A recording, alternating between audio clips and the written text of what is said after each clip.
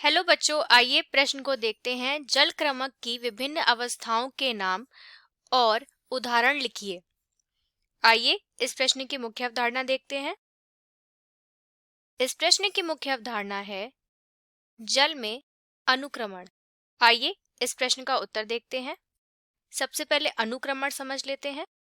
अनुक्रमण का मतलब होता है किसी क्षेत्र में समय के साथ एक के बाद एक आने वाले समुदायों में परिवर्तन।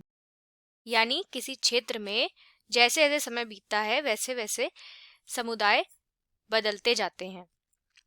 आइए जल अनुक्रमण देख लेते हैं। जल अनुक्रमण या जल क्रमक, जब अनुक्रमण जल में होता है तब उसे जल क्रमक कहते हैं। आइए जल क्रमक में आने वाले विभिन्न समुदाय देखते हैं। सबसे पहले पादप पल्वक चरण होता है। इस चरण में प्लवक जैसे एनाबीना, स्पाइरोगाइरा जैसे शैवाल उगते हैं। इसके बाद जल निमग्न पादप चरण होता है। इसमें जल के अंदर डूबे रहने वाले पादप जैसे जैसे पोटेमोजिटॉन आदि होते हैं। इसके बाद निमग्न मुक्त पादप चरण होता है।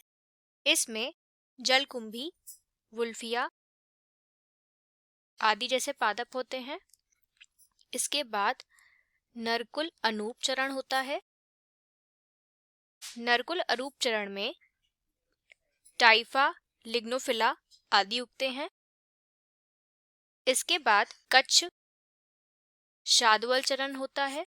इस चरण में पॉलीगोनम, आइपोमिया आदि पादप उगते हैं। इसके बाद कुंज चरण आता है।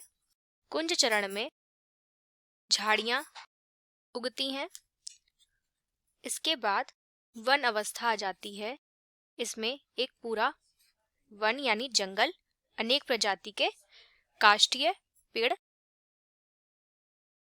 आइए इसे एक बार फिर से देख लेते हैं।